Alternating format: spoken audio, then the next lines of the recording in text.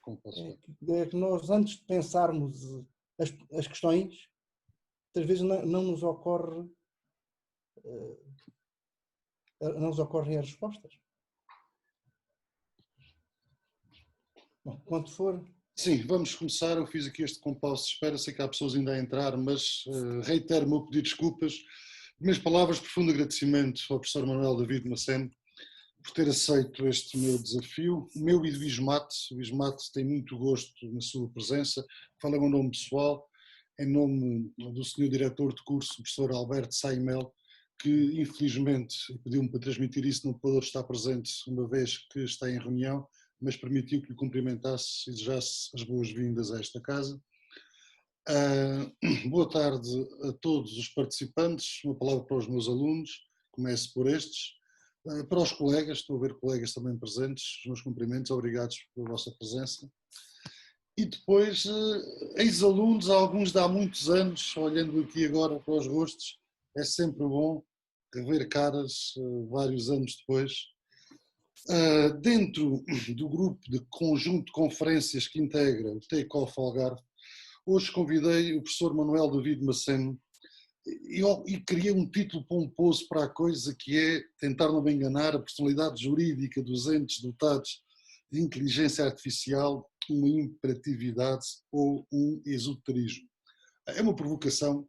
Vamos falar à volta de as interligações entre o direito e a inteligência artificial, que é um tema de uma profunda atualidade, muito maior do que a maior parte de nós faz um pouco noção.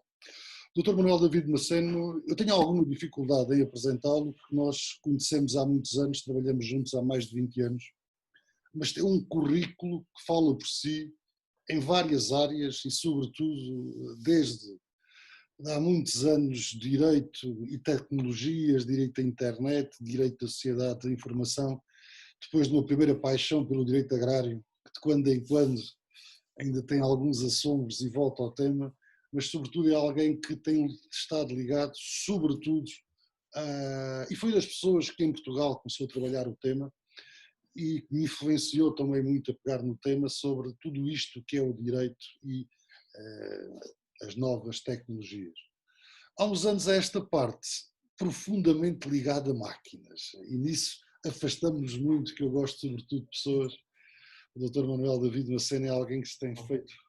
Aqui neste caso é quase um encontro, quer dizer, isto não será uma lógica ciborgue, o humano e a máquina juntos, ou sob os limites entre o homem e a máquina, mas andaremos nas fronteiras. Eu agradeço ao Sr. Hugo Lança, nós estamos cá há muitos anos, e eu confesso-vos, tenho que confessar várias coisas. A primeira é que não me recordava exatamente qual era a temática que teria que falar hoje, isto na sexta-feira, final da tarde. Isso, até porque, se é um facto que eu tenho trabalhado nos últimos anos sobre regulação de dados e inteligência artificial. Aliás, desde que esta pandemia nos pôs em causa e em casa, creio que é a quarta conferência, debate sobre direito e inteligência artificial em que participo. Não, foram 3 conferências, mais um seminário de doutoramento para o Rio Grande do Sul, lá para a Unisc. Mas, se eu tenho trabalhado direito de inteligência artificial, tenho agora um compromisso para um congresso supostamente internacional, porque vamos estar todos em casa, aí no início de julho, eu não voltava a esta questão da eventual personificação de entes digitais ou de sistemas digitais, porque falar em ente já pressupõe, passo quase por pleonasmo, um pré-entendimento. Ao que já existe, e existe como substrato personificável. Não estou exatamente a pensar, como alguns, nos entes do Senhor dos Anéis. lá das árvores. As árvores, também elas inteligentes. Mas eu tenho vindo a trabalhar, sobretudo, contratos celebrados ou através de programas dotados de inteligência artificial e também questões relacionadas com territórios inteligentes. Entretanto, dei-me conta que neste ciclo de conferências deste Take-Off Algarve 01 do ISMAT foi colocado, aliás, em termos completamente compreensíveis, atendíveis, uma especial ênfase no turismo. Aliás, pensando ao professor Hugo Lança, as dificuldades, como é que conseguiram encaixar uma temática sobre personificação de sistemas inteligentes no âmbito do turismo? Terá sido uma grande benevolência por parte do ISMAT, ou a falta de melhor, assim, vamos lá ocupar espaço e pomos aquele para dizer umas coisas. Mas devemos ser sempre humildes e obedientes. Tanto que exprimi um bocado o miolo para reconduzir a temática ao turismo.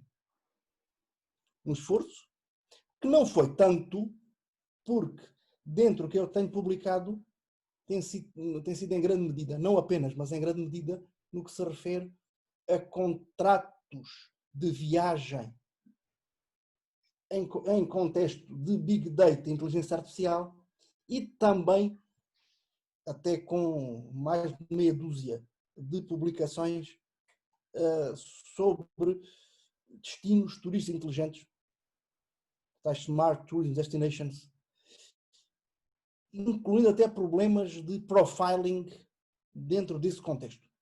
Aliás, estou a pensar aí numa vez em que eu tinha acabado de ter um teste pronto para publicação na Índia e nós a caminho de Itália a explicar ao professor Hugo o problema quando para a proteção da natureza, da pegada ecológica, se haveria uma compressão ou um reforço, não uma compressão, mas um reforço da pegada digital, logo compressão da privacidade. E este, aliás, um artigo chama-se Between Footprints. Estes têm sido todos em inglês. Agora, vamos ver o que é que se pode fazer aqui. Eu confesso que não fazia nada sobre o assunto da personalidade desde 2010. O que é assim um bocado assustador, e também em maio de 2010. Uma vez estou a pensar umas coisas estranhas, é que me fizeram fazer umas conferências extras, assim quase de um dia para o outro. Mas eu vou tentar partilhar. Eu não sou muito bom com esta coisa das partilhas. Eu trabalho em Zoom há uma série de tempo, mas trabalho em Zoom com pré-gravações, tendencialmente profissionais. Mas eu gosto do Zoom ou tecnologias semelhantes, sobretudo para a interação. E tendo a ver com interação, apesar e sobretudo que o professor Hugo me pediu encarecidamente para não complicar demais, porque a lógica seria introdutória, Hugo e todos os outros, claro que estão convidados a irem colocando questões, interrompendo, para isto até ter alguma graça. Porque isto só vale a pena, até de webinar, se for seminário web. Não for aqui um fulano que esteja a debitar a conversa olhando para um monitor. Bom, eu vou ver esta coisa para partilhar.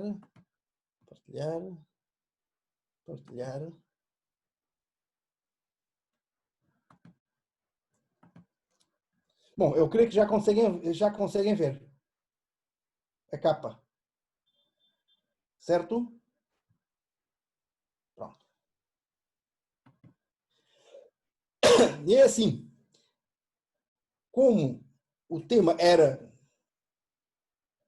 inamovível, onde estava no programa, o que eu fiz foi juntar-lhe 3 paratextos, para utilizar a terminologia adequada. E, começando, nos últimos meses, nós estamos efetivamente diante de uma mudança até coperniciana.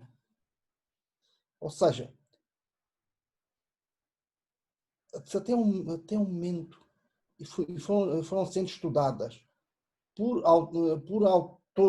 autores do direito, da sociologia, da ética, da informática. Sim, porque também há disciplinas sobre esta matéria. Por exemplo, a que Luciano Floridia tem em Oxford. Aqui, nos últimos meses, por aquela pressão dos factos que o professor Hugo indiciou, as instituições foram-se preocupando. E preocupando para ir além de respostas, eu escrevi fragmentárias, com uma metáfora mais pobre, de remendos, procurando ir acompanhando com um desfazamento temporal grande a tecnologia, as possibilidades da tecnologia. Perante situações, às vezes até chocantes. Por exemplo, há uns meses atrás, a Microsoft pôs um robô com voz feminina, Tai, um chatbot, um programa informático capaz de dialogar em voz humana e manter uma conversa. E ela, entre aspas, foi sendo abordado por pessoas com uma ideologia muito marcante, não só de extrema-direita, mas nazis. E foi, como estamos perante a inteligência artificial, ela foi aprendendo. E foi aprendendo quais os argumentos mais eficazes perante os interlocutores. O que é que acontece? Muito rapidamente, e para manter o diálogo, manter um diálogo eficaz, passou a enumerar e argumentar de acordo com a cartilha do nazismo. Ou seja, em poucos dias, um programa informático passou a ser um programa informático nazi. Logo, do mesmo modo, se tivesse tido outros interlocutores, teria adotado outras orientações. Até para que vão pensando que os programas são páginas em branco. São páginas em branco nos quais até estão ausentes quaisquer valores. De outro modo, os programas são completamente amorais. Tudo depende da programação inicial que for estabelecida e das possibilidades maiores ou menores de aprendizagem e dos limites da aprendizagem. É porque, com a inteligência artificial, e já veremos daqui a poucos minutos, até uma definição, em inteligência artificial, nós não temos mecanismos automáticos de pergunta-resposta. Existe sempre a possibilidade de aprender e reajustar e de evoluir. É isso que caracteriza a inteligência artificial. Ora, falhamos por muito pouco. No último ano, com uma diferença de 3 dias, nós temos que a OCDE, e não reparando quase tudo aquilo que vai surgindo no centro, até das preocupações e depois até das intervenções legislativas de nível internacional e supranacional, começa dentro da OCDE. E aqui tivemos, culminando anos de trabalho, uma recomendação do Conselho Ministro da OCDE sobre inteligência artificial. Se tiverem interesse, facilmente se consegue obter quer o texto, onde inclusive depois temos uma enumeração explicada do que deveriam ser os princípios para o desenvolvimento de aplicações de inteligência artificial no Ocidente. E acrescente-se que outros países que não membros da organização foram subscrevendo esta recomendação.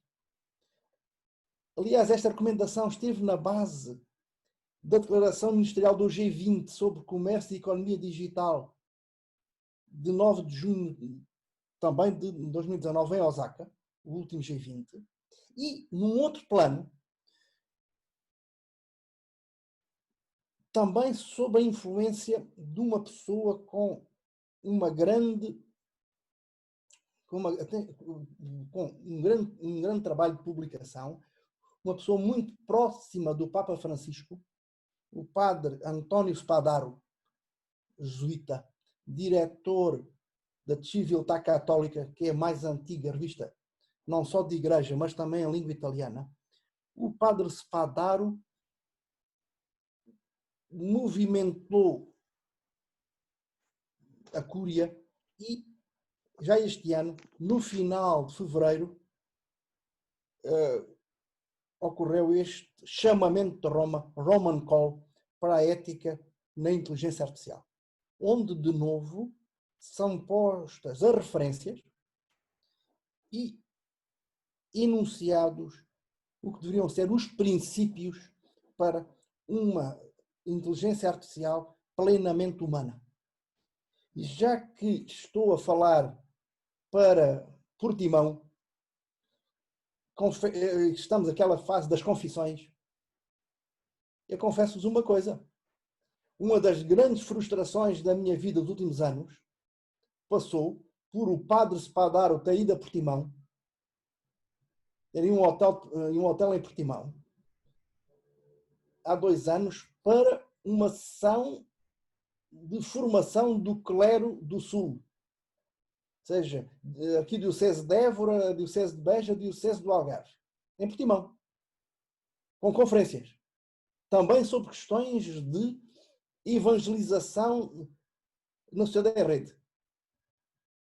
Eu ainda tentei pôr umas cunhas, porque tinha algum relacionamento pessoal e sobretudo pela minha cônjuge com a igreja, mas não consegui ir ouvir o padre Spadaro. Agora estamos a tentar que ele venha a um evento no Porto também sobre inteligência artificial, mas vamos ver o que é que dá. Porque o Spadaro é efetivamente brilhante. Pois também temos aqui a União Europeia. A União Europeia que vem se preocupando com inteligência artificial desde há mais de uma década. Aliás, eu tenho acompanhado a par e passo. A inteligência artificial com dados. E, vou puxar aqui a coisa, o mais recente, e faz sentido ir o mais recente, é esta comunicação da Comissão, a última sobre economia dos dados, de 19 de fevereiro. Além disso, junto com essa comunicação, e os que estão a assistir podem perfeitamente pegar aí no Dr. Google e se escreverem como 2020 66 final, terão acesso ao teste integral da comunicação também em língua portuguesa. Depois, se não forem logo, ajeitarem a URL para, em vez de ser, por exemplo, EN, para ser PT. Nesse mesmo dia, porque porque isso foi quase que um pacote. Temos tomada de posição pela Comissão. Também há um relatório de ponto da situação elaborado por peritos da Comissão Europeia sobre as implicações em matéria de segurança. Atenção aqui, segurança é sobretudo segurança safety, não a segurança security. Nós em português falta-nos a distinção. Porque não se trata de segurança perante ameaças malévolas, mas de segurança enquanto resiliência, robustez dos sistemas informáticos. Segurança e responsabilidade, e dentro também aqui não estamos apenas diante de responsabilidade civil, contornacional ou criminal, não é isso, ou melhor, também é, mas é sobretudo responsabilidade enquanto accountability. Fazer de acordo com os padrões de aplicação, agora temos que, desculpem, ir para o inglês, de compliance, e demonstrá-lo, a questão da accountability. Estou a dizer isto porque é necessário, porque alguém diz segurança e responsabilidade, começam a pensar logo em cibersegurança e cibercrime. Também é, mas o foco é segurança, consistência, resiliência, continuidade, que os sistemas de inteligência artificial não tenham falhas que possam ser inclusive fatais, e de quem o garante, e quem garante a continuidade. Inteligência artificial, internet das coisas e robótica. Temos aqui uns minutos que isto tudo está muito, muito ligado, porque as tecnologias estão entrelaçadas. E ainda temos, sempre pela Comissão Europeia, o livro branco sobre a inteligência artificial, a apontar para o futuro. Ora, este livro branco está em consulta pública, estava em consulta pública desde o dia 19 de fevereiro e apenas o estaria até ao próximo fim de semana. No entanto, devido à pandemia, a consulta pública foi depois alargada até 2 domingos a posteriori, até 14 de junho. Este ano, para nós nos rirmos um pouco, em Lisboa e nos outros municípios onde o Santo António é feriado, eles vão ter o feriado ao sábado. Isto é assim só para nos rirmos um pouco. Bom, mas nós, ao falarmos de inteligência artificial, e porque há múltiplas aproximações, mais ou menos objetivas, mais ou menos tendenciosas, eu reporto aquela que foi avançada pelo Grupo Independente de Peritos de Alto Nível sobre Inteligência Artificial, criado pela Comissão Europeia e que trabalhou entre dezembro de 2018 e abril de 2019. E que enunciou as orientações éticas para uma inteligência artificial de confiança. Isto é relevante não só porque opiniões são múltiplas, mas porque esta definição, e nós enquanto juristas estamos sempre muito pendentes das definições, esta definição foi assumida pela Comissão Europeia em termos institucionais e é inclusive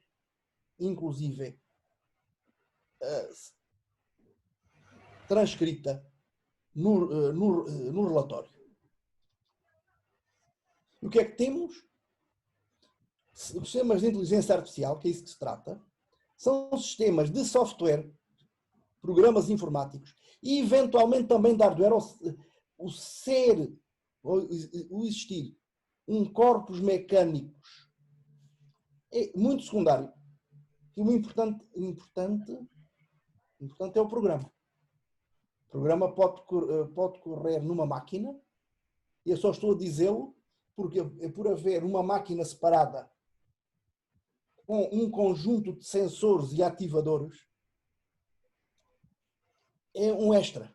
Até pode corresponder a ter uma maior fragilidade física, mas não é o fundamental. Pensar que sistemas de software concebidos por seres humanos,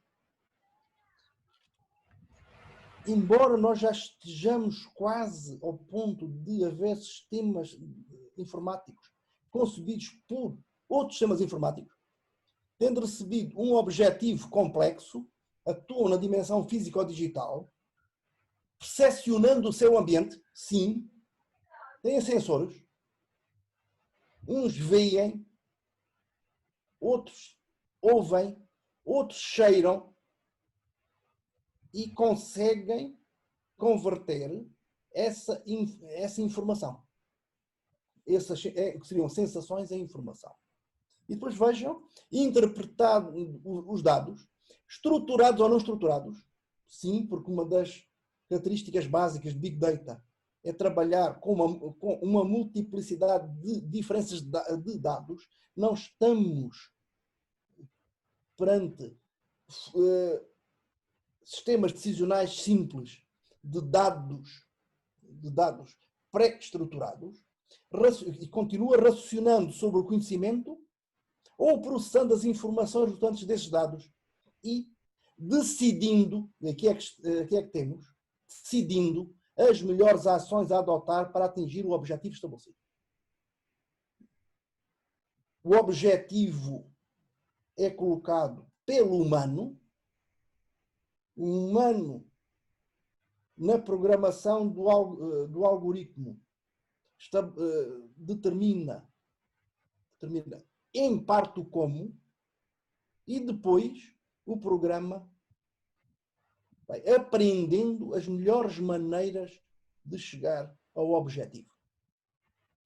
E depois, a definição ainda diz que os sistemas de inteligência artificial podem utilizar regras simbólicas ou aprender um modelo numérico, bem como adaptar o seu comportamento mediante uma análise de modo como o ambiente foi afetado pelas suas ações anteriores. Quer dizer, aqui também estamos diante de sistemas abertos que se vão adaptando por retroação, por feedback. Isto é, um sistema de inteligência artificial não comporta um número pré-determinado de respostas. Pode haver, e acrescento eu, é bom que haja uma limitação nas respostas, ou seja, respostas não admissíveis dentro do sistema. Iríamos para a tal lei da Asimov, um sistema de inteligência artificial nunca tirará a vida a um humano, nunca prejudicará um humano. Mas isso é um limite. Mas já decidirá os melhores meios para salvaguardar a vida dos humanos. Não sei se estou-me a fazer entender.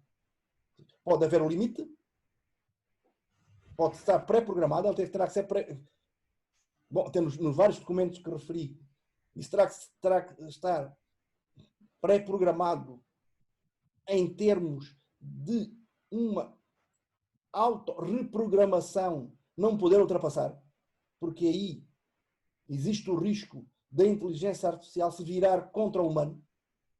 Sim, porque, como disse no início desta conversa, um sistema não tem valores.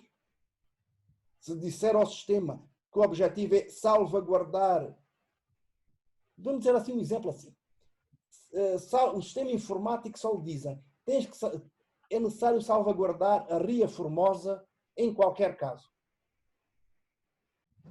Ele pode chegar a aprender que a melhor maneira de o fazer é eliminar os mariscadores. Ou se algum turista sair do caminho e for lá para dentro, arranjar uma maneira de acabar com ele. É que mas isso seria, não, isto não há nenhum a priori ético na inteligência artificial se não for programado. Não tem. Aliás, no limite, nem no humano. É por isso que a educação também faz muita falta. E a sociedade faz muita falta para imprimir, designadamente, o não matarás.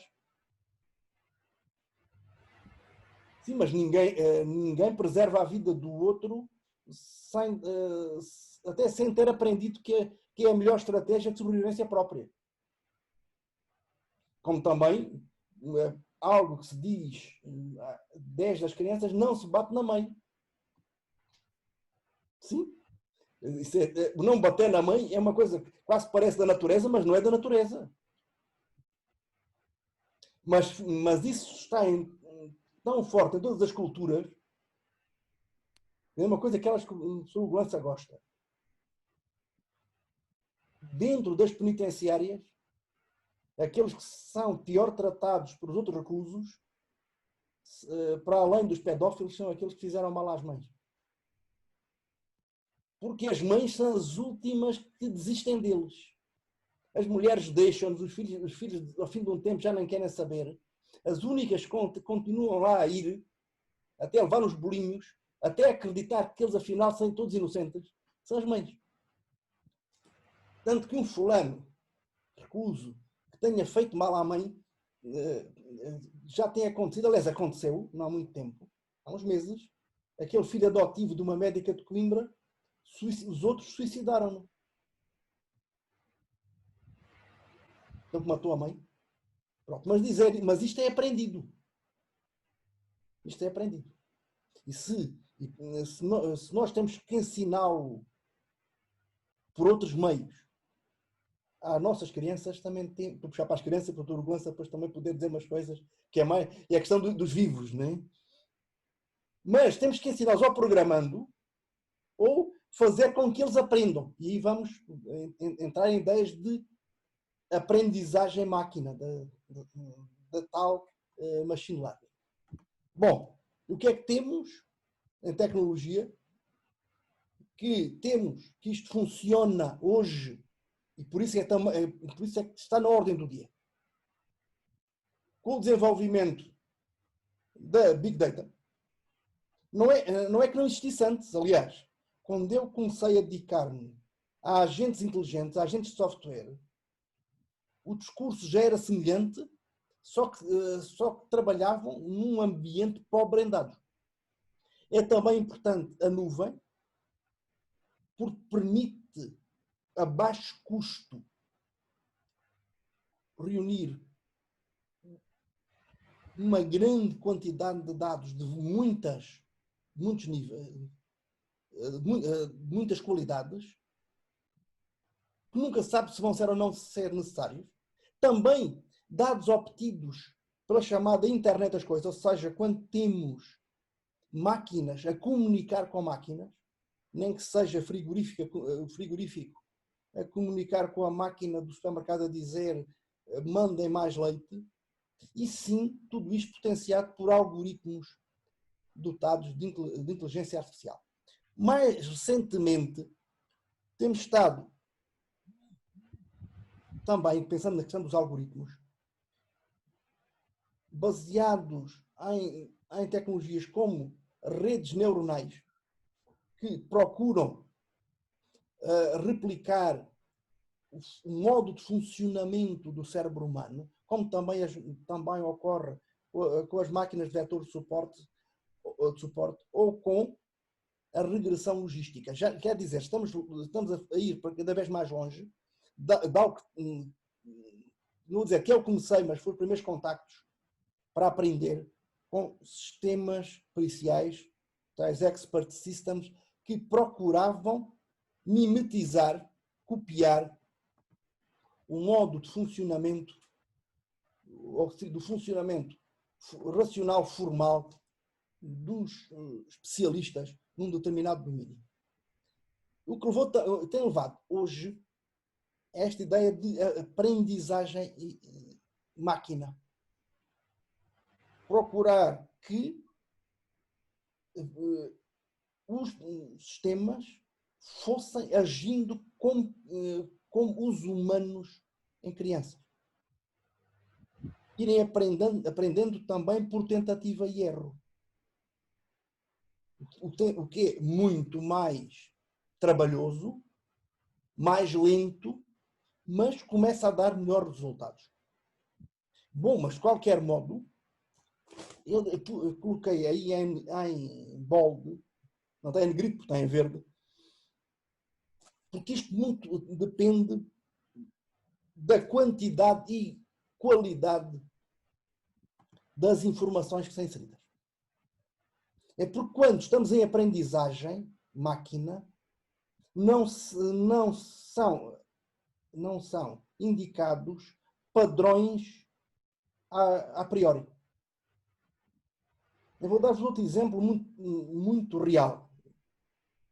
Com Google. Puseram um sistema a trabalhar na seleção de novos funcionários. Novos trabalhadores para a Google.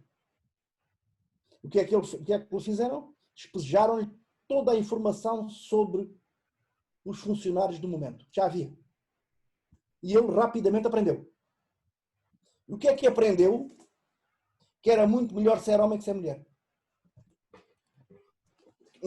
Não é que o sistema se tenha tornado gay ou uma coisa semelhante, ou gostar de homens, ou ser assim feminino gostando muito de homens. Não é isso.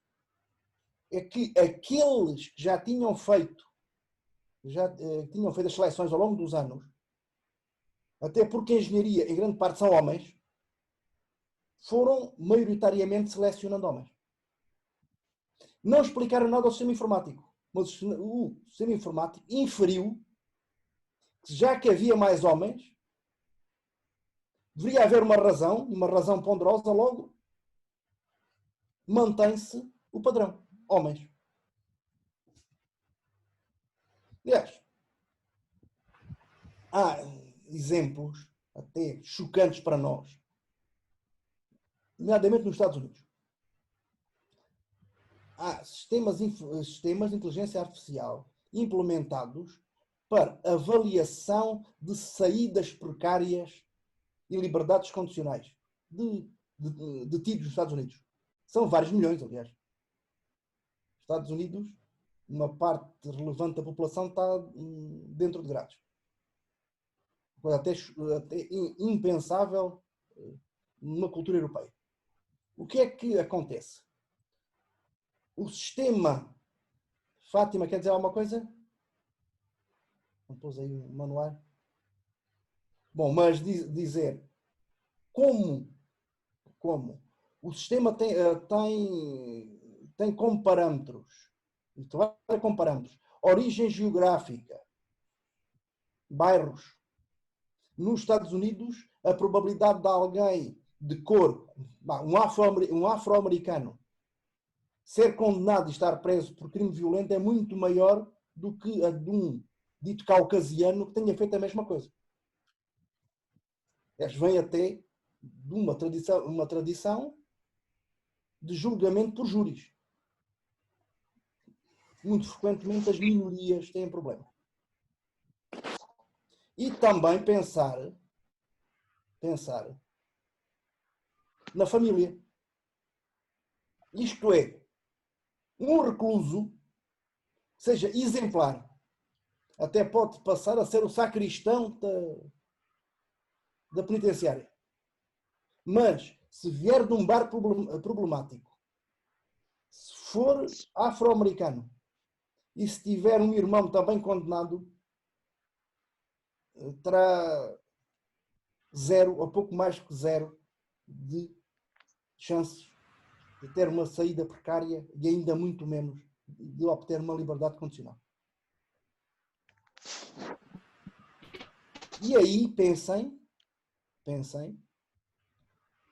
que as questões dos padrões e dos padrões serem assumidos. E vamos para algo que os juristas dizem muito. Estou a pensar, designadamente, na lei de Hume, depois desenvolvida por Kant, que aliás é uma das bases, não é controvertível, mas é uma das bases do nosso pensamento jurídico, pelo menos continental, que é a separação entre o ser e o dever ser. Aliás, a lei de Hume diz aproximadamente que não podemos inferir enunciados diônticos a partir de enunciados ônticos. Mas aqui, numa lógica de inteligência artificial, quando a decisão cabe, atenção, isto é importante, porque aquilo que veremos, quando a decisão cabe à máquina, temos que a máquina não distingue entre o ser e o dever ser, a não ser que, salvo se lhe disserem sim e em que termos. E eu falei-vos há pouco na TAI, no tal chatbot, pode ser de chat de escrita, mas hoje, cada vez mais, termos inclusive call centers, em que alguém telefona, mas do outro lado não está uma menina ou um rapaz que até precisa ter assim um part-time para continuar a estudar, mas está um robô.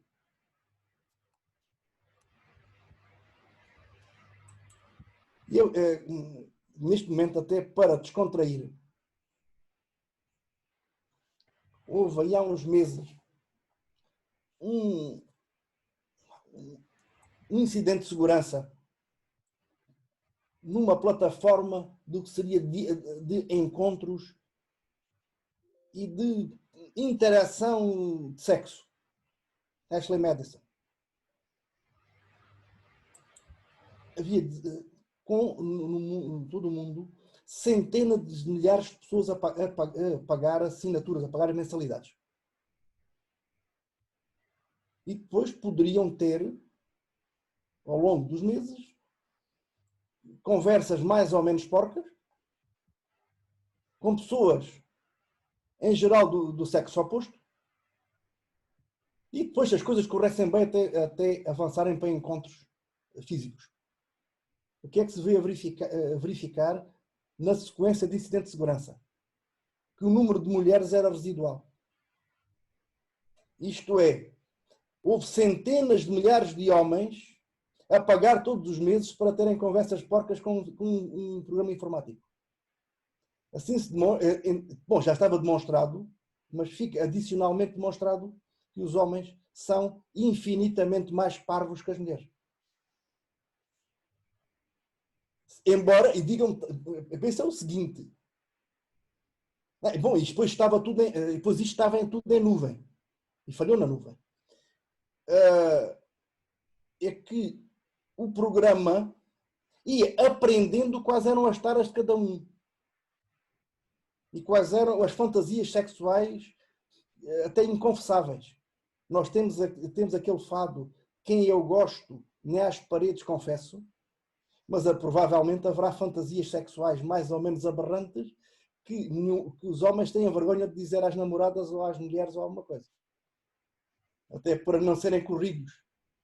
Se começarem a dizer, gostava de te dar assim umas chicotadas e tal, porque era bom para apimentar a relação. Em maio de 2020, isso é capaz de não dar muito resultado. Eu estou a pensar, no meu caso e do professor Lança, se for dizer em casa que quer bater, é capaz disso não ser muito eficaz. Peço desculpa por personalizar, mas não estou a ver a sua cônjuge achar que se bom bate-me. A minha não alinhava com certeza. Mas o que acontece é que estamos aqui com a inteligência artificial, com o robô a aprender e a dizer assim, e hoje o que é que queres fazer hoje? E o fulano escreve, fala e paga para atingir orgasmos, façam programa informático. Isso, a demonstração que as mulheres são muito mais inteligentes é que eram pouquíssimas as que pagavam. Bom, para o turismo. Vamos lá ver, isto aqui tem a ver com turismo. Claro que tem a ver com turismo. Aí no trade turístico. Imersão temos até, aliás, nesta pandemia, temos imersão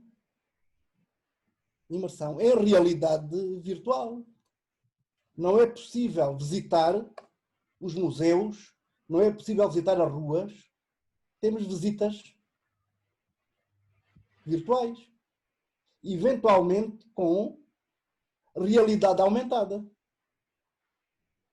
E já nem estamos, nem faz falta aquela panóplia tecnológica do Total Recall, aquele filme em Marte, ou supostamente em Marte, com o Schwarzenegger e Sharon Stone.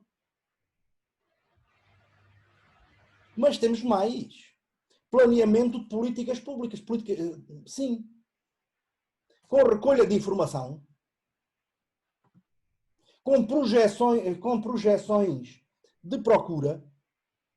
Aliás, depois isso leva também a questão da oferta em territórios turísticos, saber quais os transportes necessários e em que momento, em termos de otimizações, que alojamentos, que outros serviços é que são precisos.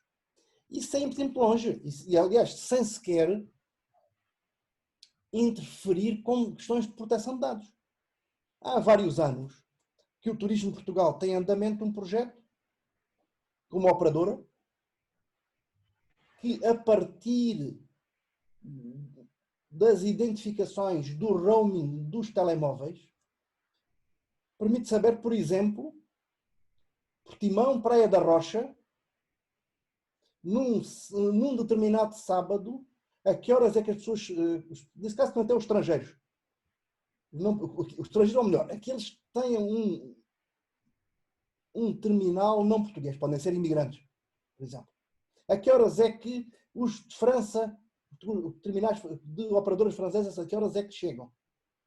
A que horas é que saem da praia? Se os espanhóis vão mais de manhã ou vão mais à tarde? Se da praia vão para um bar? Ou se voltam para casa? E se daí vão para o restaurante? E o que é que fazem de tarde? Tem de haver um rastreamento. O que permite planear quer ao público, quer ao privado. Ou pensar coisas tão simples. Tem pensar por exemplo, em transportes. Algo importante no Algarve. Transfer, em que se vão buscar clientes ao aeroporto. Há N empresas a fazer transfer. Agências de viagens, empresas especializadas, assim, pools de hotéis, que vão fazer transfer. E o que é que se passa? É com um programa que diz: atenção, as pessoas pré-inscrevem-se e o programa estabelece um percurso otimizado de ir buscar ou ir deixar as pessoas nos respectivos hotéis no menor tempo possível e com o menor dispêndio também de combustível, também com implicação ambiental. Ou havendo sensores até nos baldes do lixo das praias. Saber que um sensor que diz que aquilo ali começa algo a apodrecer, é necessário ir logo. Ou não é preciso ir despejar. Também, por exemplo, controle de execução, incluindo detecções de irregularidades.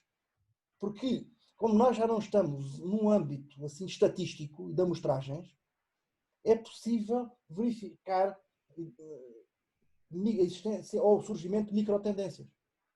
Encontrando padrões.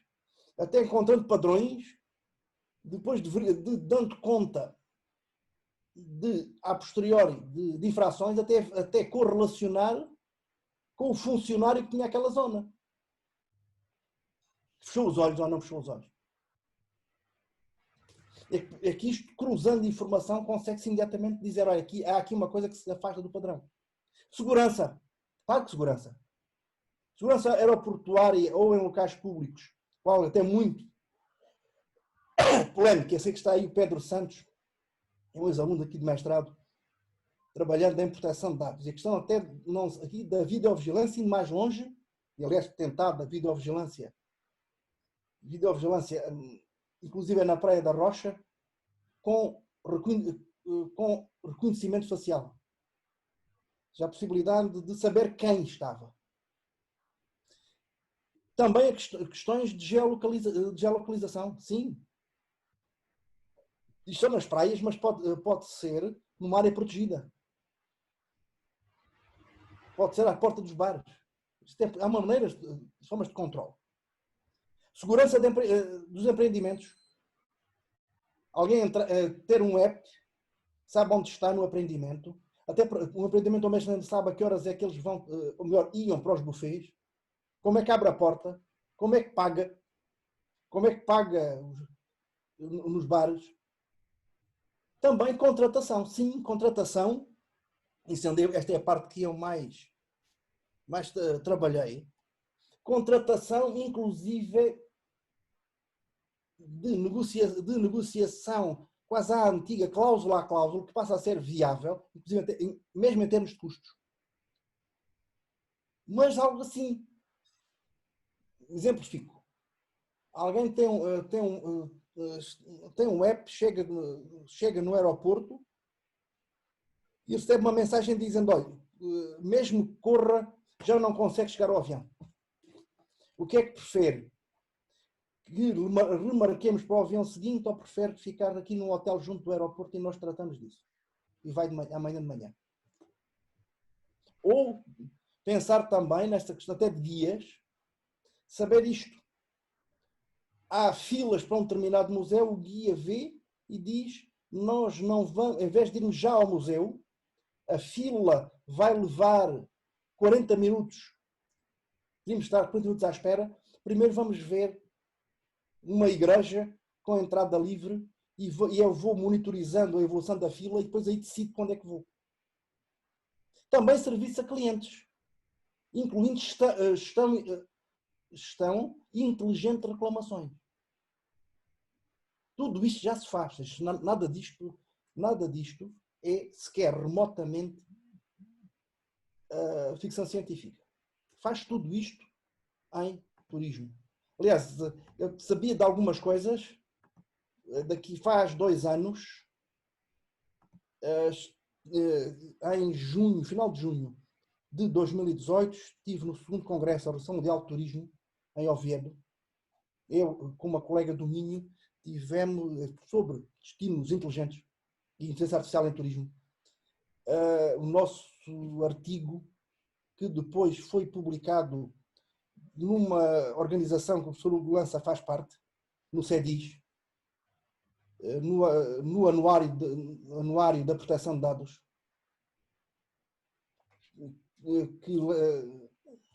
que dirige o Francisco Pereira Coutinho, com a Graça Canto Muniz.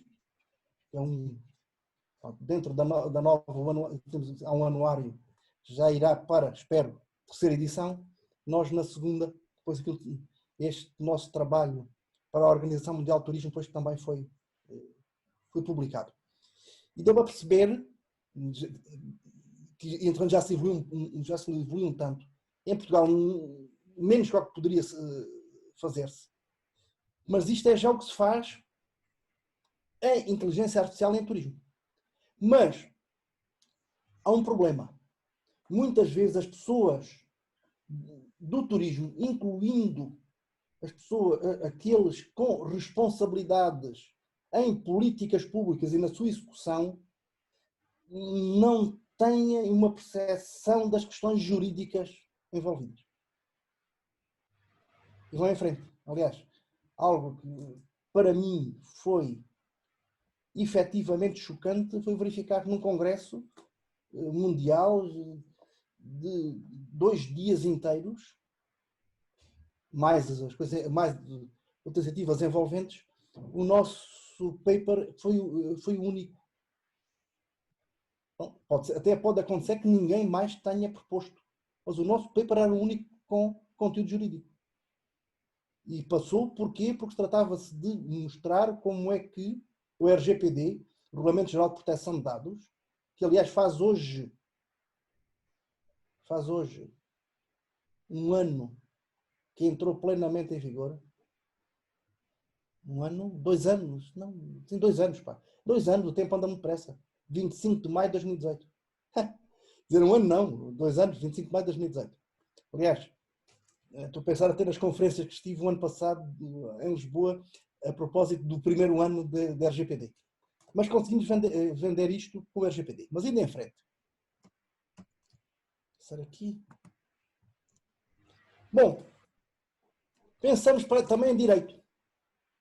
E, designadamente, nas orientações éticas para a inteligência artificial assumidas pela Comissão Europeia, as quais têm um enorme espaço de sobreposição, quer com as da OCDE, pois foram puxadas pelo G20, quer mesmo pelas da Igreja Católica mais as Big Techs. Temos, e eu convido-os a olhar para a comunicação, aliás, essa comunicação de 8 de abril de 2019. O que é que temos? Iniciativa e controle por humanos,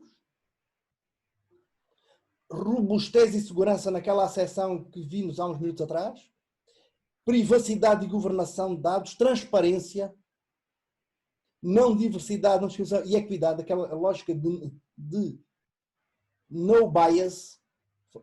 Também usámos um tempo a propósito da questão até da cor ou da origem social. Critérios de bem-estar societal e ambiental. Nós estamos aí numa onda de comemorações.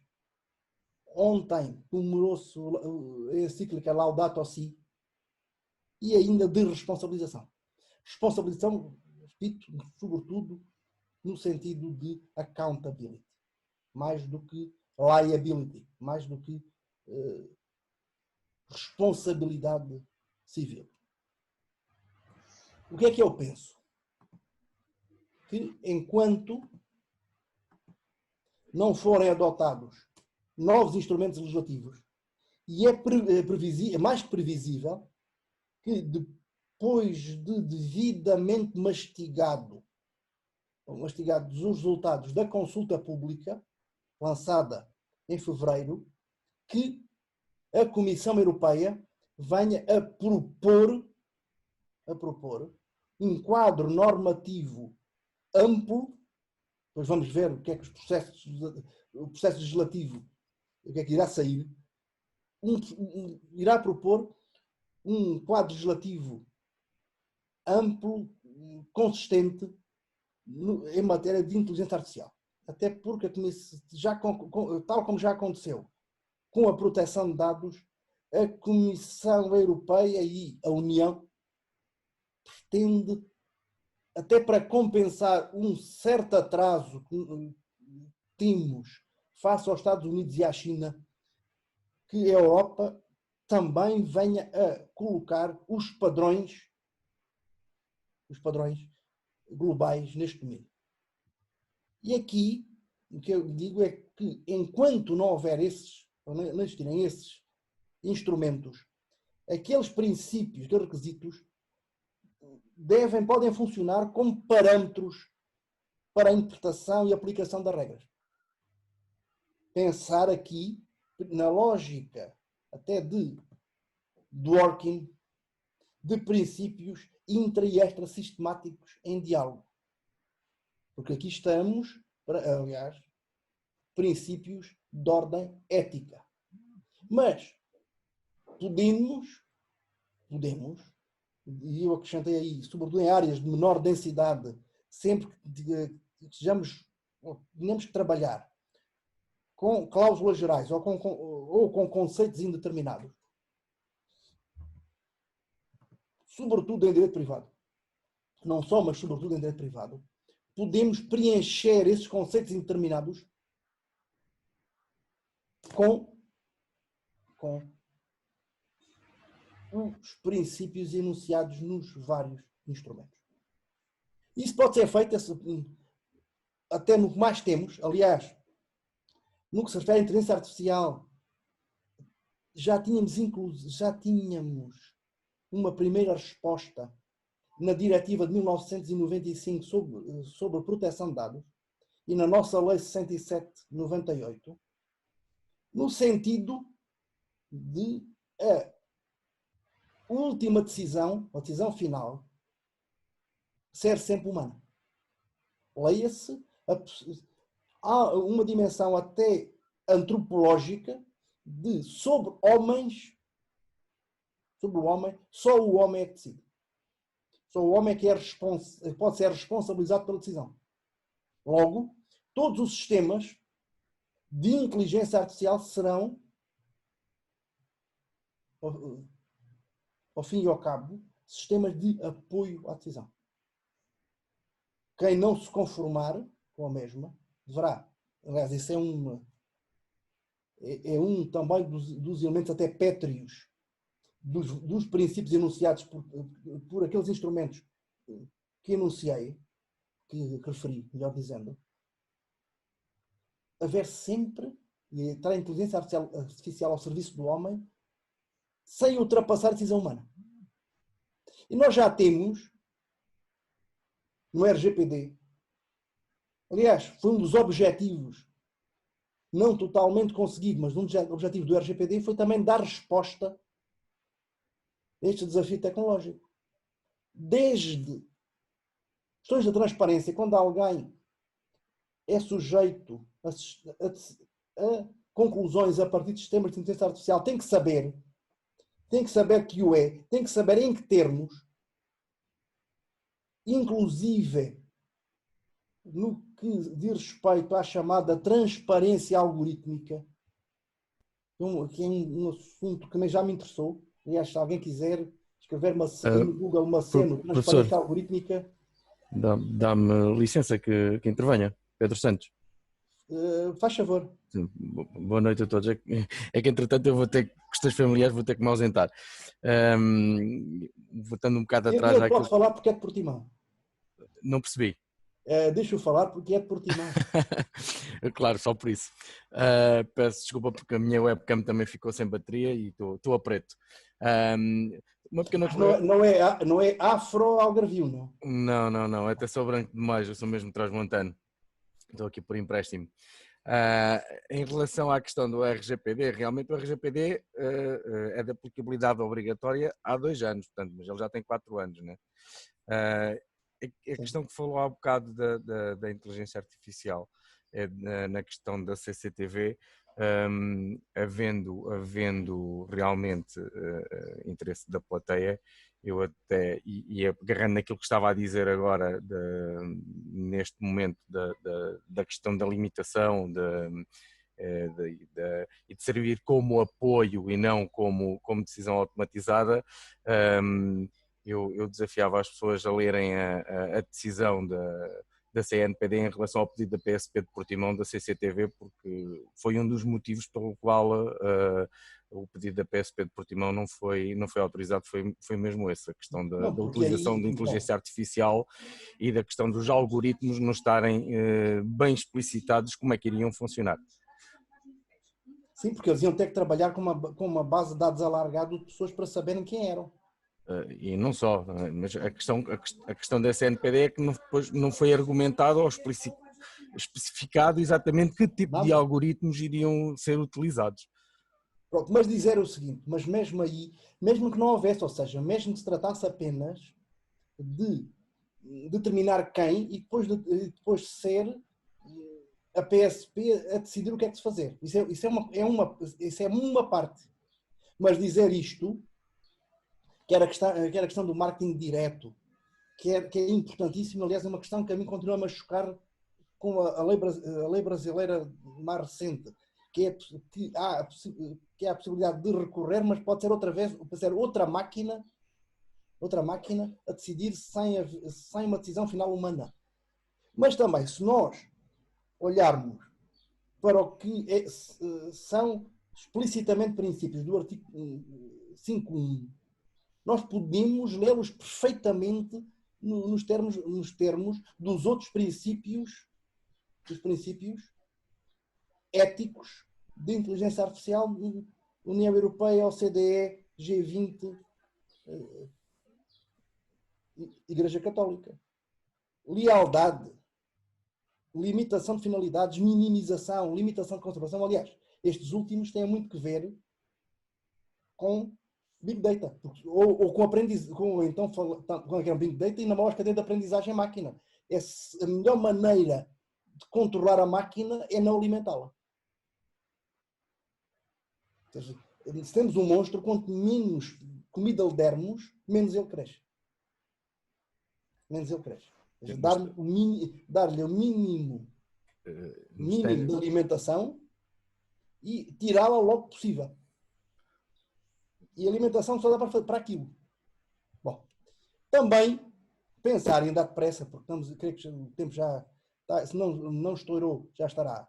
Também, quando nós pensarmos em contratos com consumidores, quer em termos gerais, quer agora, pensando ali para o João Vidal, nas vagas organizadas e serviços conexos, nós podemos também pensar no que toca a ações ou omissões enganosas, ou na personalização do objeto do contrato de viagem, para além do dynamic packaging, feito, e podendo ser feito antes, e podendo ser feito modificando durante a execução, em diálogo com um sistema informático inteligente. O que já é feito. Mas algo que precisa ser muito entendido é que para isto ser lícito, os padrões, designadamente padrões ético-jurídicos, designadamente ligados à boa-fé, têm que estar programados. E não podem ser suscetíveis de afastamento por razões de eficácia decididas pela máquina. Para que a contratação, designadamente a contratação com consumidores, e na contratação com consumidores, como todos sabemos, nem o dolus bonus é aceitável. Se entre particulares alguma malícia, ou entre empresários alguma malícia é admissível, e entre empresários o limite é o regime da concorrência desleal,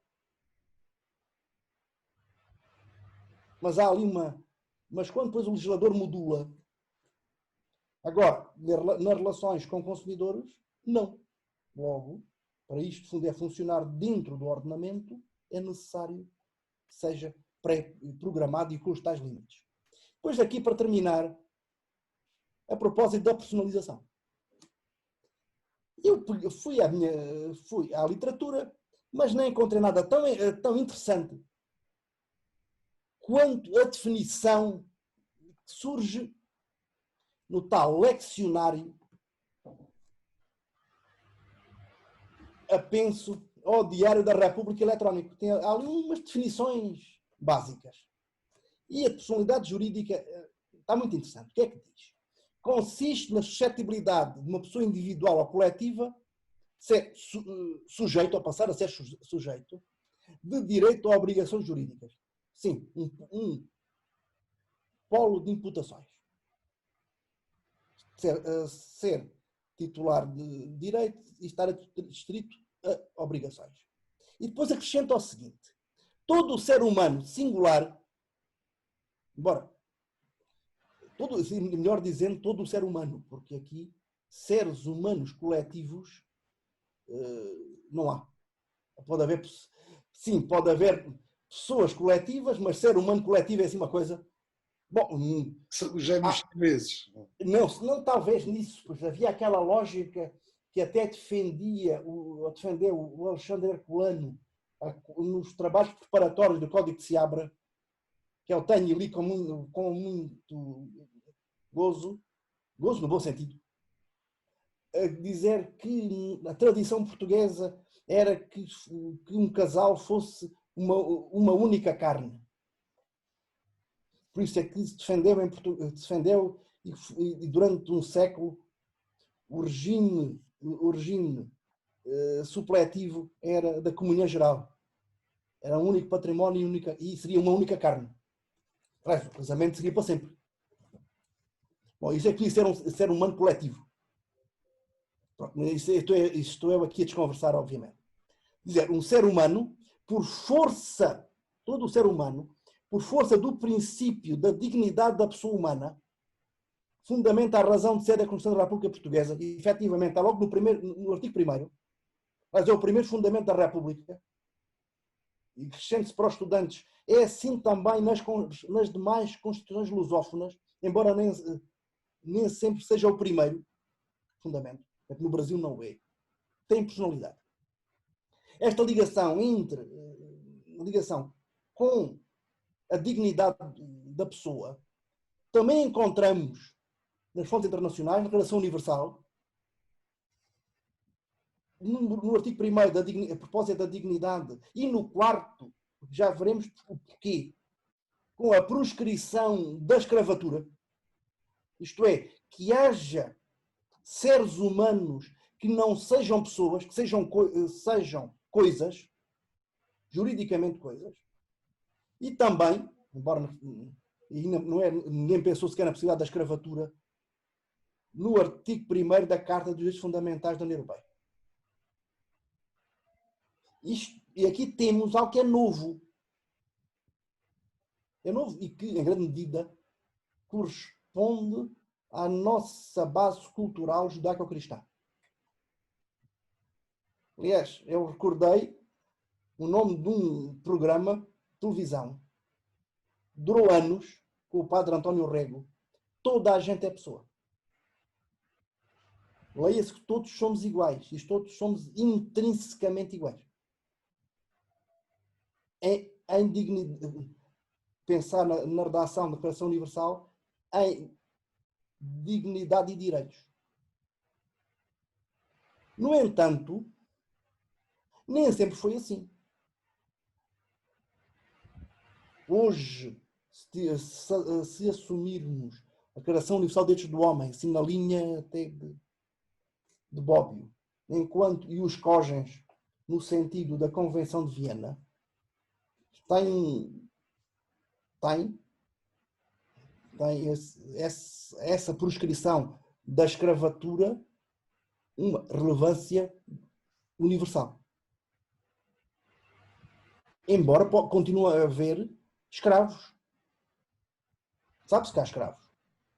Que há escravos na Mauritânia, na Arábia Saudita, melhor, descendentes de escravos africanos que por lá ficaram. Haverá hoje escravos na Líbia, naquela situação de não Estado. Gente que é até comprada e vendida. É gente que é morta sem necessitar de justificação. Mas, se isso para nós é chocante, em Roma não era. Aliás, em Roma, em certas alturas, o maior número de seres humanos não era nem de cidadãos, nem de peregrinos, nem de bárbaros, sim de escravos. Aliás, lembrando o DRE rústica de Varro, o Lança referiu-me a minhas raízes do direito agrário, mas eles decidiam, bom, aqui existem 3 tipos de coisas: a res mute, a res semivocal, que eram as alfaias, a res semivocales, que eram os animais, e a res vocales, que eram os escravos. Isto é, eram coisas que falavam e que pensavam, mas eram coisas. Aliás, se olharmos até para a nossa literatura, se forem a um manual de direito reais, direito reais, do professor Santos Justo, ele, a certa altura, diz que o escravo é como se fosse um robô, mas era um robô vivo que pensava e também tinha sensações. Era um robô que estava consciente de si. Ainda que não deixasse de ser uma coisa. Bom, também aqui um colega e amigo, o professor Schweighofer, da Universidade de Viena. Nós já nos encontramos em coisas por aí, talvez uma dúzia de vezes. A última até foi em novembro passado, uns 6 meses, na Conferência Nórdica de Direito e Informática. Nós tivemos assim comunicações com temáticas até bastante diferentes, mas o Erich Schweighofer, já há bastante tempo, que no que toca a robôs ou a programas informáticos inteligentes, à falta de melhor, podia perfeitamente aplicar-se os regimes do direito romano no que toca à responsabilidade dos escravos. É que os escravos eram coisas, mas os escravos produziam danos em terceiros ou até negociavam por conta dos donos. Não havia só escravos preceptores, também havia escravos negociantes. Colocou-se no direito romano a questão da imputação, da responsabilidade contratual e extracontratual. O professor Ugança também pensa assim em termos de perspectivas. Bem, de momento, hoje não conseguimos ir muito mais longe que a inteligência artificial fraca, tal como a enunciou Searle, quer dizer, nesta corrente estruturalista, temos procurado simular ou reproduzir processos intelectuais humanos. Processos. Aliás, nós temos robôs, sistemas informáticos inteligentes, conseguem fazer muito bem algumas coisas, mas só fazem bem aquela coisa. Dizer que falta-nos chegar à inteligência artificial forte, ainda que a expressão seja Searle, como a concebeu Turing. Isto é,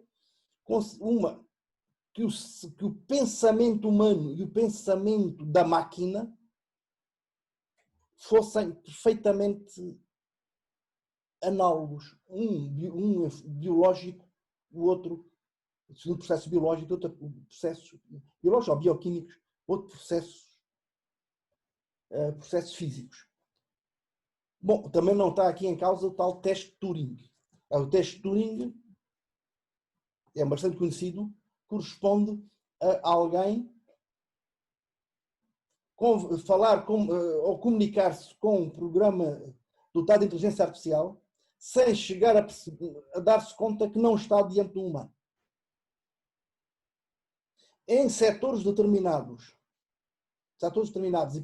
e por espaços de tempo relativamente curtos tem sido possível. Aliás, eu exemplifiquei-o com aquela plataforma de sexo. É que tinha fulanos, deviam ser um bocado, desculpe o termo, parvalhões, que não se davam conta que em vez de estarem com uma mulher estavam a conversar com um computador. E esses não teriam passado o teste de Turing. Para termos até um imperativo ético de personalização. E eu depois fiz assim uma referência até quase ad terrorem, criando uma semelhança com a abolição da escravatura, só quando, para além de processos intelectuais, fosse viável que máquinas passassem a ter também estados psicológicos idênticos aos humanos. Sim, passassem a sentir medo, sentir amor, sentir amizade, quando aí chegar e tendo comportamentos completamente imprevisíveis. É também que define o humano. Se chegássemos a esse ponto, sim, aí teríamos que, pelo menos em termos de imperativo ético, aliás, afrancar os escravos, e só ocorreu porque que os escravos tivessem libertado a si próprios, nem no Haiti, ao tempo do Toussaint Louverture. Porquê? Porque, entretanto, ele, depois de terem expulsado os colonos franceses, eles continuam a ter alguns escravos. Ou pensar, bom, Brasil, Zumbi de Palmares, bom, mas eles também tiveram escravos. Libertaram-se eles, não foi libertarem-se todos. Libertarem todos os humanos. Mas sim libertar todos os sistemas inteligentes.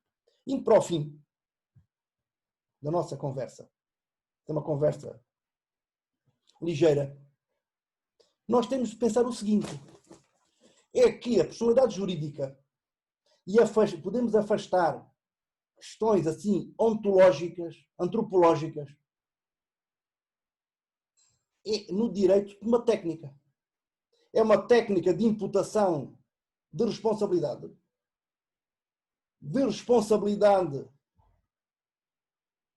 contratual ou extracontratual, que necessita ter sempre um substrato patrimonial que vai responder. Bom, hoje, até uma matéria que estou a dar este semestre, hoje em sociedades não é bem assim. Já nem me refiro às sociedades a nome coletivo, que tem um substrato humano necessário. E formas de limitação da responsabilidade dos sócios. Mas hoje, haver capital social numa sociedade anónima é completamente fantasmático. Perdão. Uma sociedade por cotas. Portanto, anónima também não muito. Bom, mas pensar que é viável, em vez de existir um substrato de património, pelo menos uma garantia. Caução, um aval, uma garantia autónoma. Mas, o que também temos que pensar é que, tal como o ordenamento os entende, os próprios, tudo o que for feito por um sistema dotado de inteligência artificial é imputado ao humano ou humanos que os ativam, que os utilizam. Aliás, não há aqui nenhuma relação de representação. Ou, em contexto common law, de agency. Isto porque um sistema informático, por muito inteligente que seja, é entendido como aquele que transmite uma posição contratual ou que pratica um ato. Aliás, dizer que se trata de um núncio e não de um representante. Pensem que o representante tem sempre, também no nosso ordenamento, uma margem de decisão, nomeadamente de não fazer e decidir não fazer. O que já não acontece com o núncio. O núncio é um portador de uma mensagem. Aliás, Common Law chama o messengers. Daí também pensar, olhando até para a nossa lei do comércio eletrónico, nós vemos esta imputação permanente. Aliás, chegar ao artigo 33 da lei, a propósito da contratação sem intervenção humana, o legislador vê um sistema de inteligência artificial como se fosse uma máquina de vending de chocolates ou de vending de bolsas ou uma máquina de tabaco. Não de autonomização e de aprendizagem, mas sim numa relação totalmente mecânica de causa e efeito. Põe as moedas ou ativa com o telemóvel e é o número tal e é o chocolate tal. Mas dizer também que é viável pensar em personalizar por razões completamente funcionais, sem nenhuma base antropológica. Claro que desenhando a capacidade jurídica conforme ao princípio da especialidade das pessoas coletivas, que ocorre com todas, salvo com o Estado, enunciam tanto a Constituição como a Código Civil. E o substrato, e nem é nada de novo, um substrato pode ser um patrimônio assim, nas fundações e nas entidades públicas empresariais. Quer dizer, é viável que o legislador personalize sistemas informáticos dotados de inteligência artificial.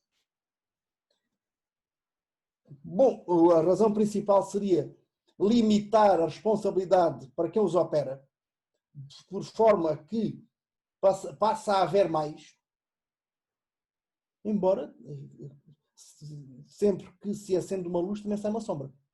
Isto é, há mais riscos para terceiros, nomeadamente na tal segurança. Aliás, pensem, um ponto muito controverso dos automóveis, dos carros autónomos, saber como é que se distribuem as responsabilidades. Quem opera, da empresa que programou, por exemplo, e mesmo de quem tem ou não tem acesso a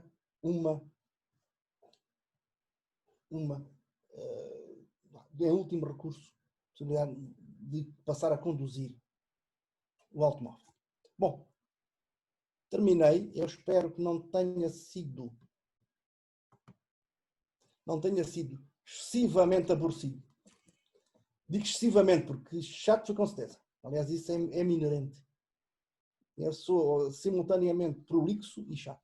Mas pronto, olha, já cheguei aos 55, é capaz de ser difícil já andar para trás.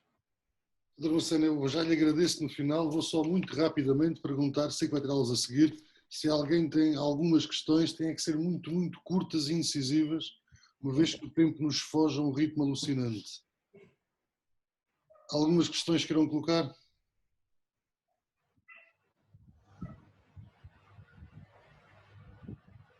Mas eu dizendo, relativamente ao desafio e à pergunta do professor Lança, de momento, enquanto imperativo ético, não há pressupostos.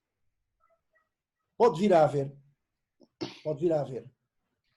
Não temos ainda uma sequer analogia entre a máquina e o homem. O homem, aliás, há umas gerações atrás, alguém por não ter a mesma cor já não era pessoa.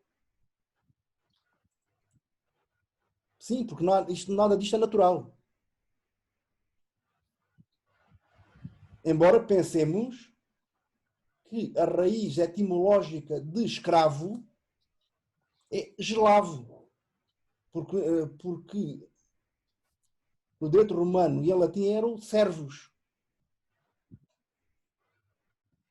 Mas como a certa altura o fornecimento de escravos para o Ocidente e para o Mediterrâneo era feito a partir de eslavos, o que seria hoje Rússia, Ucrânia, a palavra eslavo e depois escravo sobrepôs-se à de servo. Por isso a questão da cor vai variando.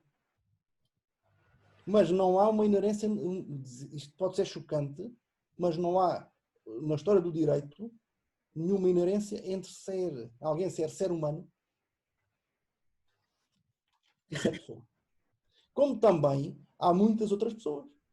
Por exemplo, de continuar a brincar com bonomia, o Sr. Lança tem um especial carinho por uma pessoa coletiva assediada na rua do Jardim do Regedor. Sport Lisboa e Benfica. Sim. Estava a pensar. Sim. Estava a pensar. Não, mas sim, mas a sede histórica. Não me lembro. Já há tantos Sim, mas a meses. sede histórica, e creio que a escritura ainda. Havia há uns anos mostraram uma escritura de constituição do Sport Lisboa e Benfica. A sede na Rua do Jardim do Regedor, em frente à Casa do Alentejo. Sim. Sim. Pronto, mas isso é uma pessoa coletiva. E claro que é bom pensar também aqui no nosso conterrâneo Luís Pissarra. Sim, que ninguém. Eu não sou benfiquista, por isso posso falar à vontade. Que existe uma alma e um ethos do SLB, isso ninguém discute. Nem do FCP, nem do Sporting Clube Portugal. E é uma pessoa coletiva. Isso teria que ser personificada assim, ter que. Não. Foi a técnica mais simples. Aliás, em muitos aspectos que nós temos como pessoas coletivas, em common law, usa-se a técnica do trust. Atribui-se a responsabilidade e os poderes para efetivar outros interesses que não os do próprio. Isto simplificando muito. É tudo uma questão técnica. Isso que é viável por razões técnicas, se o legislador assim o entender, personificar programas informáticos, com certeza.